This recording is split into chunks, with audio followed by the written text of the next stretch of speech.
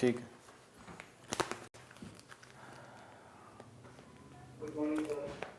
Yes, good morning everyone. 25th January 2022. Yes, good morning to all those students who are watching online also on YouTube. Okay, so yes, important articles from today's The Hindu newspaper we will discuss relevant to our examination. First we will have the brief review, overlook over these articles, then we will discuss them one by one detail. Okay, so first page you can see Pakistan sends India a plea by Hindu body for air pilgrimage. Now after so many days we can say that the Sikh pilgrimage, the Kartarpur corridor, after that diplomacy, the religious diplomacy, this is the new initiative on Pakistan side has come here, and yes, the Indian government says that it will review the situation or the proposal. Okay, so yet the government of India has not taken any decision, but this is how whatever the deadlock is there between the two countries may resolve.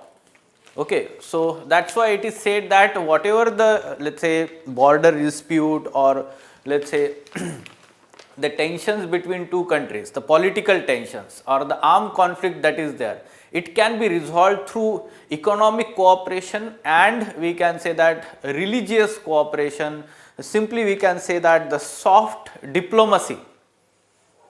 Okay, so that needs to be promoted. This is one of the example. We know that especially after 2016, the Uri attack and Pathankot attack, after that the relations between India and Pakistan considerably deteriorated, and even the two countries are not meeting with each other or having eye to eye contact even on the multilateral platforms. Okay, so this is how the important developments we can talk about this. We will try to find out what is this proposal by the minority body from, we can say, Pakistan here. Okay, from IR section we will take input. Fine. Now directly editorial page, page number 6.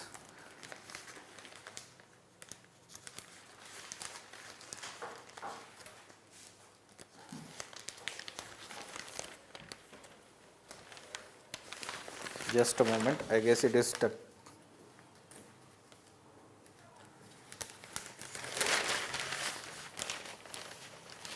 Okay, so look at the article on left hand side, in conjunction. Okay, the context of this particular article, it talks about the rights and duties dichotomy or conundrum we can say. Now recently last week Prime Minister in one of his address again has emphasized that the country has long emphasized on rights but forgot to emphasize on duties. Okay, so since last 1 or 2 years, Prime Minister, President and we can say some of the ministers in Council of Ministers, they have been emphasizing on duties or giving some preference to duties over rights. Now many articles appeared after such, let's say, speeches by the leaders, and they talk about like the importance of rights over duties. Okay, or simply we can say that rights and duties should be considered in conjunction rather than giving some kind of hierarchy here. Okay, so this is important from polity perspective. Also the discussion can be always there in essay paper or simply that can be questioned in your interview also. What is important according to you? Simply the interview panel can ask like that. Okay, so you should be aware about some arguments. We will discuss that editorial here again. Okay. Then on bottom side, dealing with macroeconomic uncertainties from economy perspective, GS3 paper. Okay, so which are these macroeconomic uncertainties are there in India at present, Indian economy, and how it needs to be dealt by the fiscal policy of the government, as we know that the budget 2022-23 is going to be there, and what government needs to do and how it needs to tackle these macroeconomic uncertainties are the Indian economy is facing. Okay, so from GS3 paper, economy part, it is important. Then on right hand side, the devastating impact of school closure.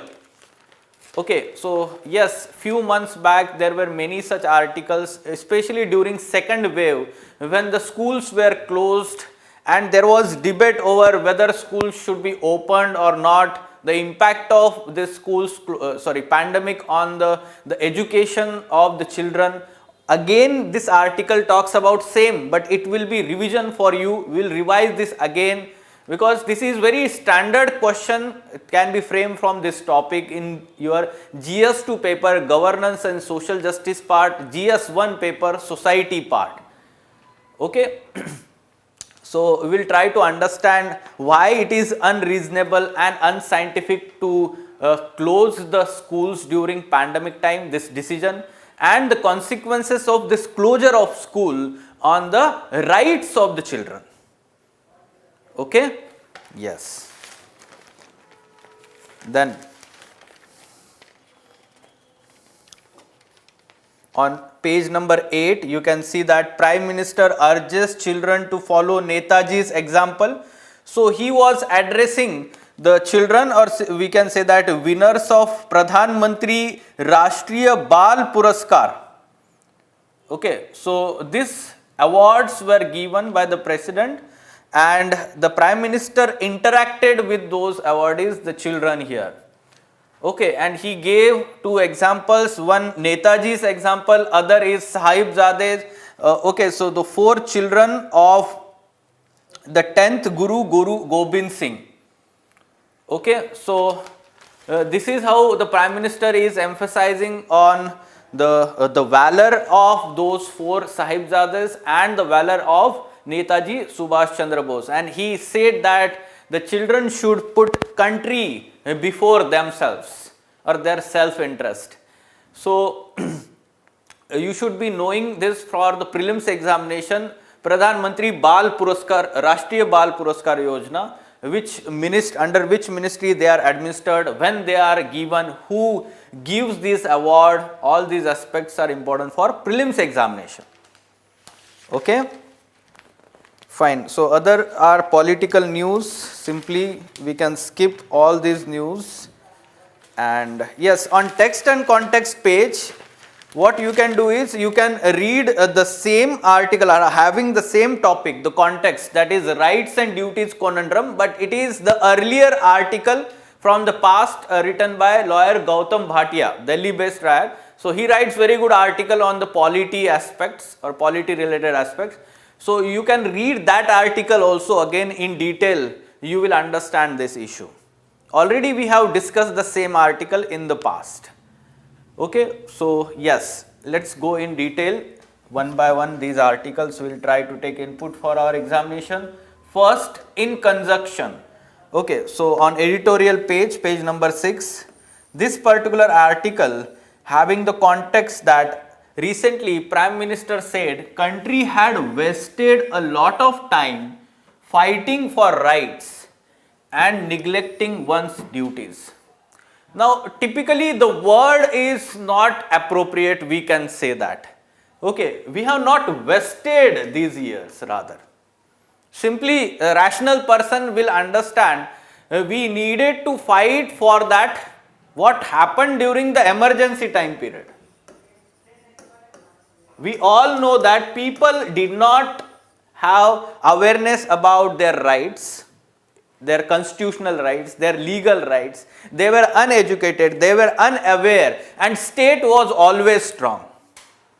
And there were always concerns regarding the abuse of power. Why? Because the people were not able to hold government accountable or hold state accountable at that time.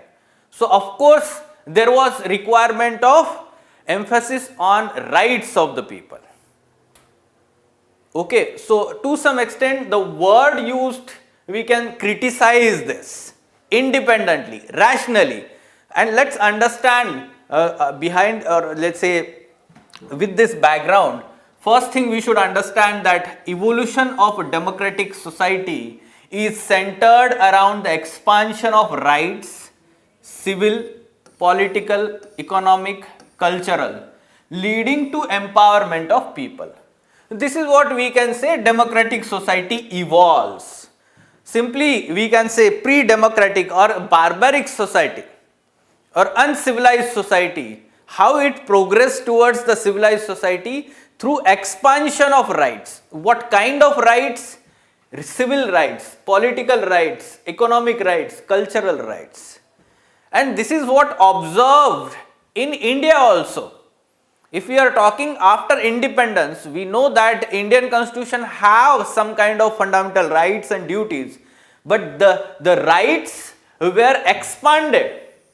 Since independence, we know that how the liberal interpretation of the rights, especially Article 21, we know that how Maneka Gandhi case, and after that the Supreme Court started taking the liberal interpretation of Article 21, right to life and personal liberty. Okay, and most recent one in 2017 Puttaswamy judgment, right to privacy was implicit in Article 21. Okay, so this is how the broadening of different rights is being done. This is the mark of, we can say, progressive democratic society, right? And yes, the constitution also has the fundamental duties. What kind of fundamental duties? Yes, 42nd Constitutional Amendment Act added 1976, added part 4A in the constitution, which has one article, Article 51A, and it talks about 11 such fundamental duties. Okay, and these fundamental duties are not legally enforceable, or we can say that justiciable in the court. So simply we can say that they are to some extent moral, and some of them are legally implemented also, like respecting the national anthem, national flag, national symbols. Yes, to some extent we can say that is legally enforceable, but the other one are moral in nature. Civic duties are mentioned, moral duties are mentioned. So like for example, a duty to cherish the India's inheritance, or simply we can say India's history, respecting women, even the parents have duty towards their children, educating them. So this is how the duties are moral duties, civic duties. Okay, so this is important component of our constitution. Now let's analyze this, the duties rights conundrum that is there. Okay, first thing, duties both legal and moral are cherished in order to reinforce rights. Okay, so simply we cannot see rights and duties in isolation. Okay, we cannot see both of these in isolation. Rather, duties reinforce the rights. Rather, duties reinforce the rights. Simply we can say that if we want to enjoy our freedom, we need to use our freedom with responsibility. Okay, simply we can say if we want to enjoy our freedom, or simply we can say freedom to protest or right to protest, suppose a peaceful protest. If we want to enjoy that, then we need to also ensure that we are protecting the public property. That means we are not resorting to the violence. Okay, this is very important aspect of rights and duties. Duties reinforce the rights. If we have, let's say, or if we do not resort to non-violence or violence, simply we can say, or any damage to the public property, of course, the right to peaceful property will be reinforced here. Okay, right to peaceful, we can say protest, not property. Yes, peaceful protest we are saying. Okay, second thing, rights and duties complement with each other. Like responsibility comes with freedom. This is what we are talking here. They are complementing each other. They are not in isolation. Third thing, any notion of rights and duties being adversarial or hierarchical is sophistic. So that means we cannot bring some hierarchy between these two, that rights are important than duties or duties are important than rights. Then that will result into some kind of compromise. If we prefer rights over duties, that means we are compromising on duties. If we prefer duties over rights, that means we are compromising on some rights, and that's why it is not appropriate. That's why it is not appropriate. Then duty is not something that the citizens owe to the state. This is not function in our social contract. Social contract theory, that is, let's say, one of the fundamental law of the land, that is constitution, which is nothing but a social contract. And social contract does not have any kind of mention that the duty of the person to the or citizens towards the state, okay, towards the government. Rather, it's other way around, that it is the duty, it is the moral responsibility or the duty of the state to protect the rights of the people. It is the duty of the state or the government to protect the rights of the people. This is mentioned in the constitution. Okay. And then the obligation of individual citizens to the collective pursuit of the nation can be meaningful when their rights are guaranteed by the state. Simply we should understand, when the rights of the people are guaranteed by the state, then the people automatically, voluntarily will contribute towards the prosperity of the nation and collective good of the people. Okay, so such kind of arguments needs to be mentioned in the answer. Even in essay you can use such kind of arguments. Simply the kind of question like the right and the duty are meaningful only in conjunction, not in isolation. Okay, do you agree with the statement? Justify your view. So largely we have to agree with the statement. Okay, and you can give these justifications. You can give one or two examples also while giving justification. Next, dealing with macroeconomic uncertainties. Okay, so the context of the article, yes, the budget is going to be presented in the budget session, and the present status of Indian economy. What are the challenges, macroeconomic challenges faced? First of all, the possible interest rate hikes by the US Federal Reserve, and which may result into flight of FIIs and FPIs. Okay, this is also major concern. If suppose any kind of interest rate is hiked in the US by US Federal Reserve, then there will be outgoing FIIs. The investment that is done in terms of FIIs and FPIs, that will leave the country. This again increases the pressure on RBI. This increases the pressure on RBI to increase the interest rates.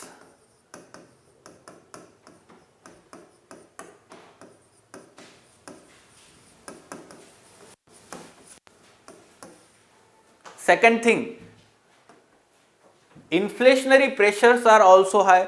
In let's say few days back we talked about the previous month's CPI and WPI data. So we can see that WPI is around 11 to 12% at present, and it is around 5.5%. CPI, and yes, for CPI retail inflation we have the target of 4% plus minus 2%. The RBI or Monetary Policy Committee is there, and it is having this target of ensuring this retail inflation within the boundary of 6%. Now there are these inflationary pressures which are very much persistent, and these inflationary pressures are to remain for some time period because the government itself is trying to inject the liquidity, or money supply is increasing so as to promote the economic activity. So inflationary pressures are to remain. How to control that inflation? This is going to be challenged before Monetary Policy Committee or simply RBI. Okay, then the fiscal deficit as a percentage of GDP rose to 9.5% according to revised estimates. Now, this is also challenge for the fiscal policy.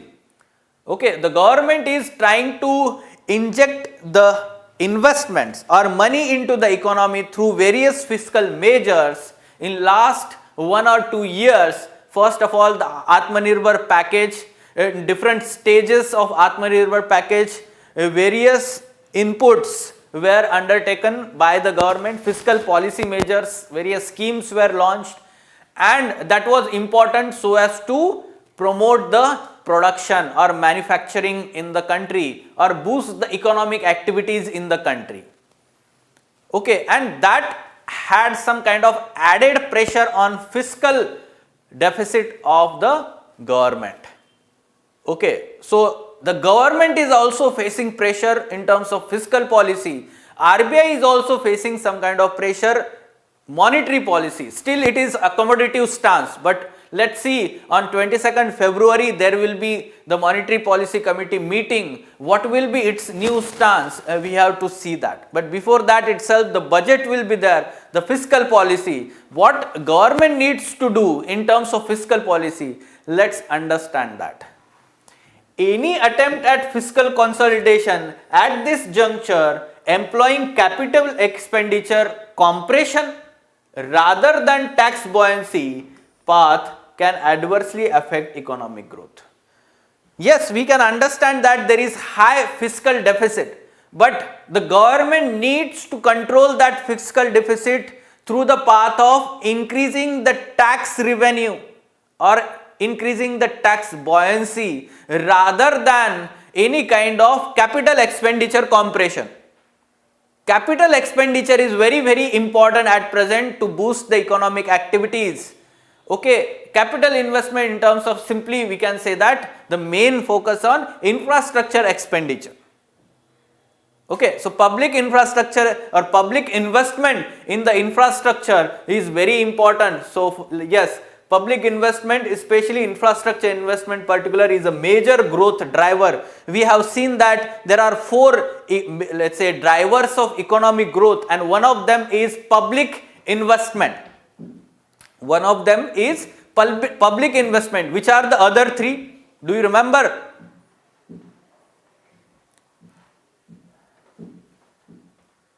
Sir, assets maintenance, so government institutions and assets also will be.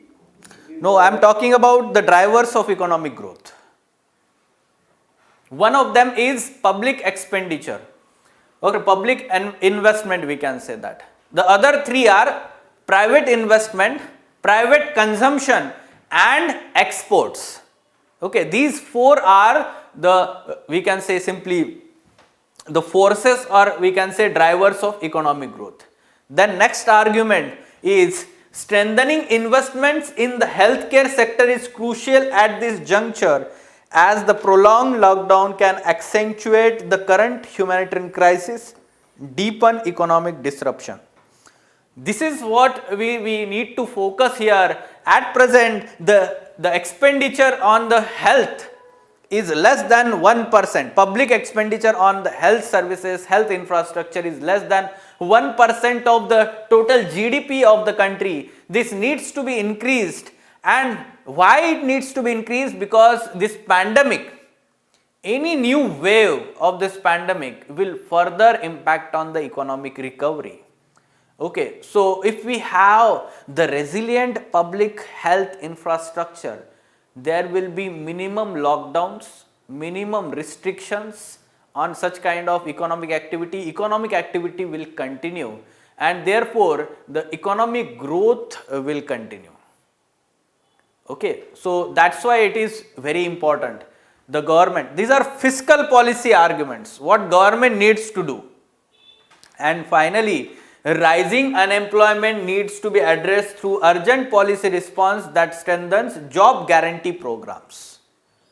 Okay, so this is, let's say, first of all we should talk about fiscal consolidation should be through the tax buoyancy, then or increasing the resources, government revenue resources. Second thing we should talk about is public infrastructure investment, and third thing we can talk about investment in the social sector. Yes, health as well as education you can talk, but priority at present is health. So obviously you should focus on that. And finally, employment generation through skill development and appropriate opportunities for that. Okay, so employment schemes, skill based schemes can be again promoted. The new schemes can be launched in different aspects, different sector we can say.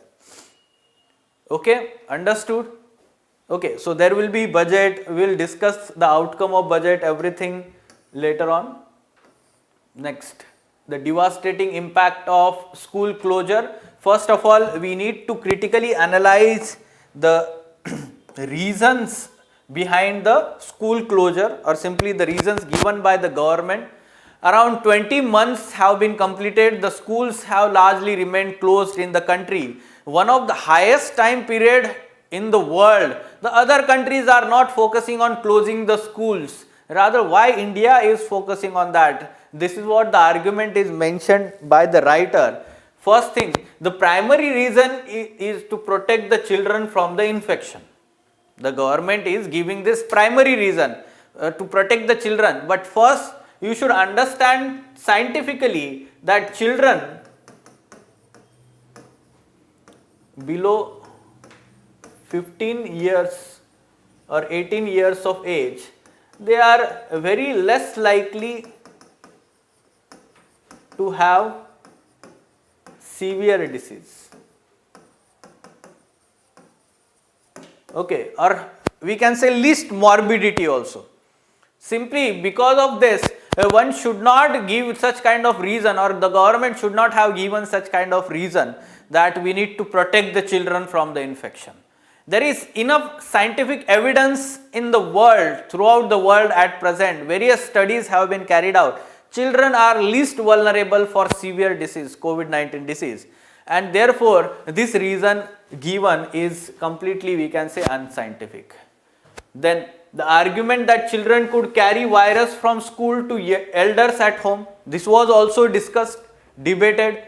Okay, now we should understand that at present, although there are restrictions, but whether schools can be super spreaders or result into super spreader event, the world experience suggests that no.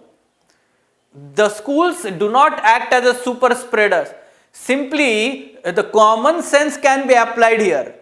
Common sense suggests that there are crowded markets, there are crowded, we can say, malls, there are crowded theaters. They are allowed. And we can say that the second wave, during second wave election rallies, we have seen what had happened there. So they were allowed, but the schools remains closed. So such kind of simple, we can say, argument can be given. Also there are studies in France, they suggest that the schools, the infection from the school back to the home, they are not the major reasons. Simply the more vulnerable or more contact of the children is with the teacher only, and simply teacher, if they take the precautions, if they are vaccinated, then there is no, let's say, further scope of infection spreading to the outside of the school. Then myth of vaccinating children. So there has been some kind of unnecessary pressure on the government at present to vaccinate the children, and the government has given this emergency use approval for vaccinating the children of, let's say, from 15 to 18 years of age, and even now they will allow up to 12 years. But simply we should understand that the children are very much less vulnerable. They are naturally producing antibodies against this virus. So instead of providing this vaccine to the children, one should understand that the new variants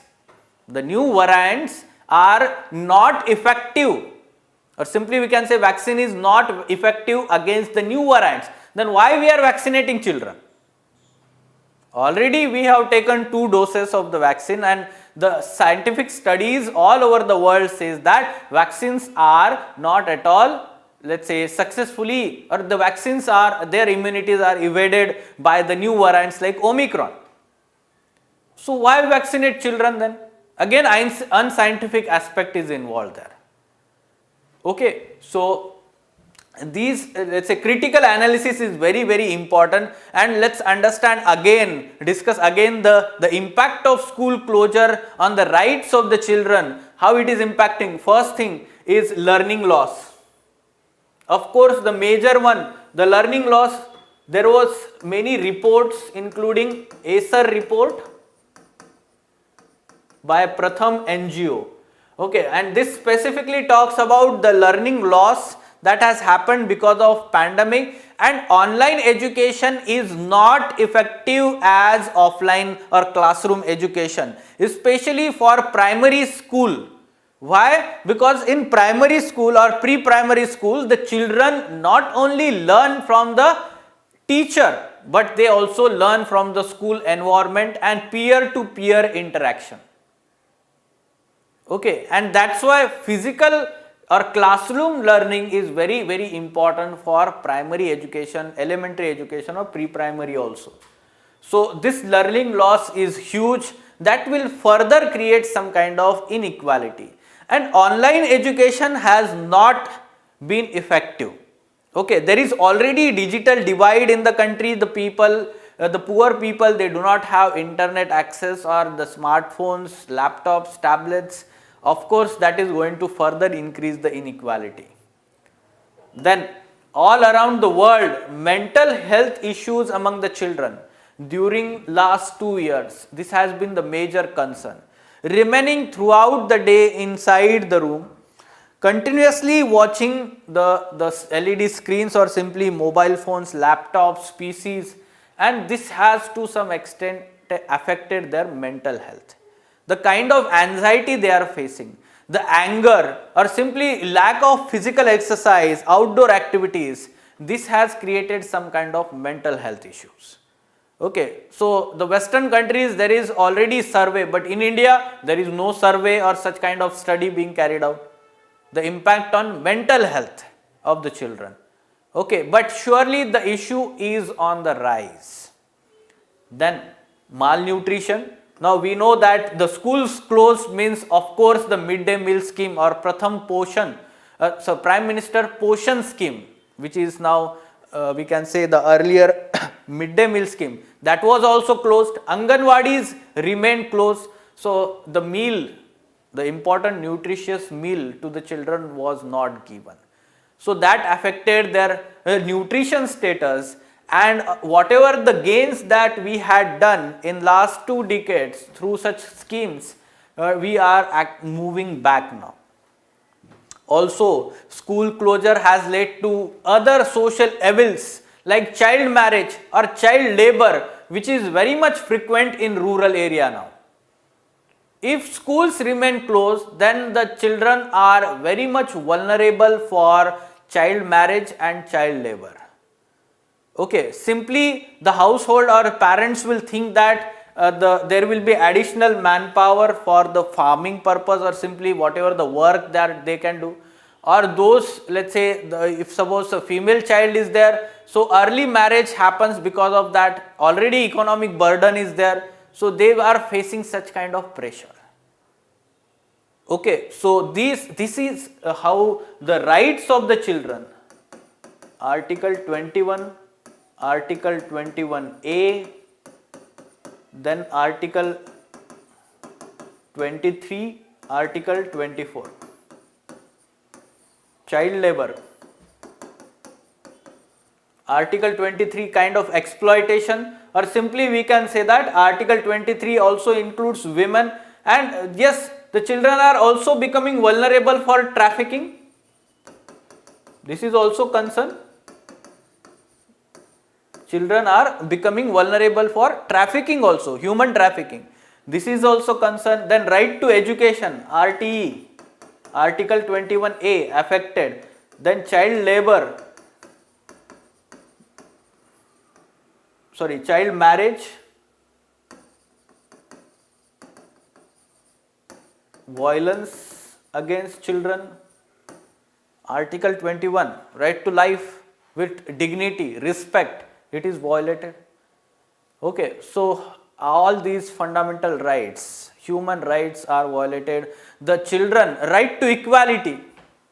Okay, right to equality, simply that is also affected. ये सारे fundamental rights जो है वहाँ पे affect हो रहे हैं. Okay, so you can attempt such question here again.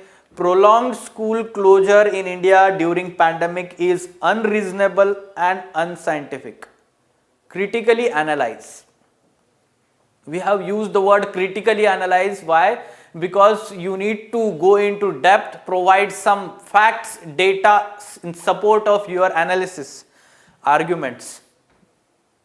Even last 2 days back, World Health Education Forum also declared that do not close any schools under any circumstances without proper field information. It may affect the future generation.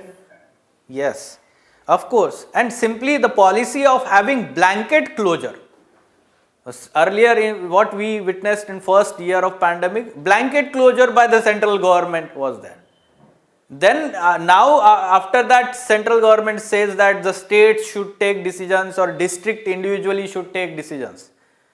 Okay, so autonomy is given later on, but this is not appropriate policy making. Simply it should be the local government should decide, or the school administration itself can decide, take certain measures. So they are not giving the full power to the field officers. They are giving the only for administrative level. Yes, yes, and the scientific basic नहीं है उस पे decisions के लिए. Okay, now Pakistan sends India a plea by Hindu body for air pilgrimage. Now this is the development between India and Pakistan after so long time period, after we can say Kartarpur corridor diplomacy.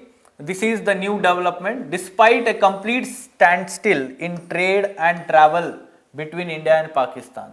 A new proposal by Pakistan Hindu Council, PHC, to allow Hindu, Muslim, Sikh pilgrims to travel by air has been forwarded by the government in Islamabad to authorities in New Delhi. Okay, so this is forwarded by government to government. So it is happening between government to government. This is good development. Yes, the government of India has not taken yet decision, but this is a request for the next week itself. They have planned the trip for 29th January to 1st February, this pilgrimage tour. Okay, and if clearance are received, this would be the first Pakistan International Airlines flight to travel to India since the operations were suspended in 2019, and the first ever such flight carrying pilgrims from either side since 1947. So up till now, whatever the movements of the pilgrims have happened, they have happened through the land border, through, we can say that, railway route and bus route. At present, the groups of Indian and Pakistani pilgrims who still visit each other's country under 1974 Protocol Exchange Agreement travel by road over Wagha-Attari border. Okay, so Wagha border, Punjab. So from there, basically whatever the exchange is happening of pilgrimage, now this is going to be the new development, travel by air.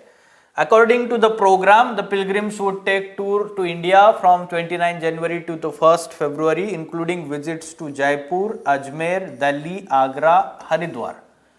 Okay, so this is the religious aspect, tourism, pilgrimage, and then slowly it may result into resume of trade, economic ties, and then the political deliberation and discussions. So economic and religious cultural ties provides the foundation for political discussions between two countries. Whenever there are tensions between two countries, the track to diplomacy, or simply we can say that the economic and the cultural ties, they provide some kind of foundation. They facilitate the political talks in future. And we know that since 2016, the Uri attack, Pathankot attack, from there, and then 2019 Pulwama attack. So after that, obviously, the India has been very much hesitant or against any kind of talk, bilateral or multilateral talk with Pakistan. Okay, so you should be aware about this development here. IR section, international relations. Now, Prime Minister urges children to follow Netaji's example. Okay, and along with that, the other example given by Prime Minister here while addressing or interacting with the winners of National Child Award 2022 or Pradhan Mantri Rashtriya Bal Puraskars. Okay, so he gave the example of valor and sacrifice of 4 martyred sons of Guru Gobind Singh. Okay, so that example Sahibzada, so that is also the other example given. Now about this Pradhan Mantri Rashtriya Bal Puraskar, background. This can be asked in prelims examination. Okay, so this year the 29 children were given this Puraskar for their exceptional achievement in innovation, social science, education, sports, arts and culture, and for demonstrating bravery. They were given the digital certificates using blockchain technology. Now the government is using blockchain technology, you can see here. Okay, and cash prize of 1 lakh rupees at an event held online. Now the award has 2 categories. Earlier, the background I am talking here.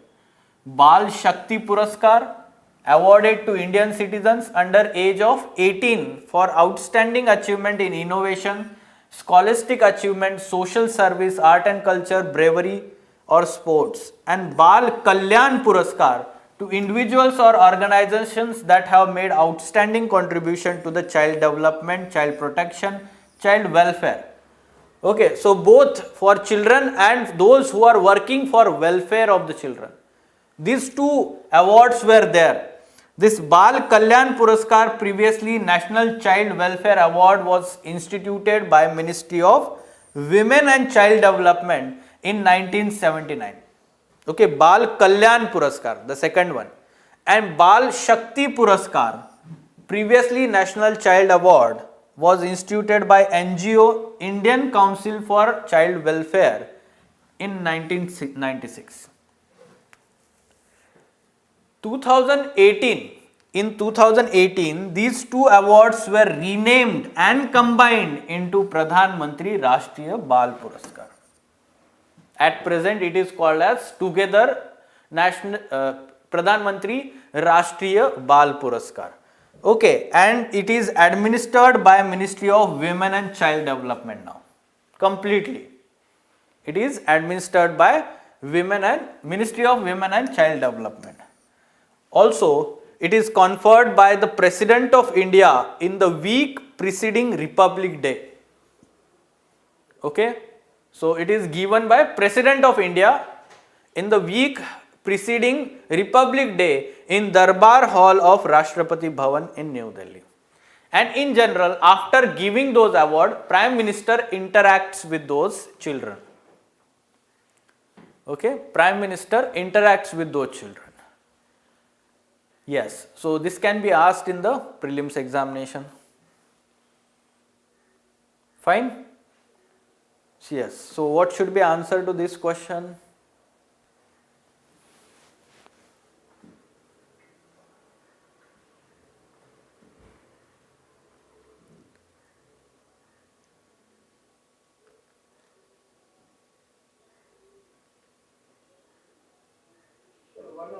One only correction because of 2 is by the president only, not for prime minister. Yes. So about Pradhan Mantri Rashtriya Bal Puraskar, we have to find the correct statements. So of course, the award is administered by the Ministry of Women and Child Development. This is correct statement. Okay. So in examination also, UPSC examination, schemes, policies, all this can be asked. They ask one statement about which ministry administered that scheme, implement that scheme. Okay, so for awards also you should be aware like this. Then second, it is conferred by the Prime Minister? No, it is conferred by the President. In general, if you want to use the logic in the examination which should be used by you in the prelims examination, generally all these national awards including Padma awards, all they are conferred by the, or military awards also, they are conferred by the President of India. Okay, because he is head of the state. In his name everything is working in the country, so he is giving those awards. Simply you can use that logic. So he is the legal head now, sir, for every institution. Not legal, we can say he is the head of the state, appropriate word. Head of the state. Okay, head of the state, and Prime Minister is head of the government. Okay, yes. Any question?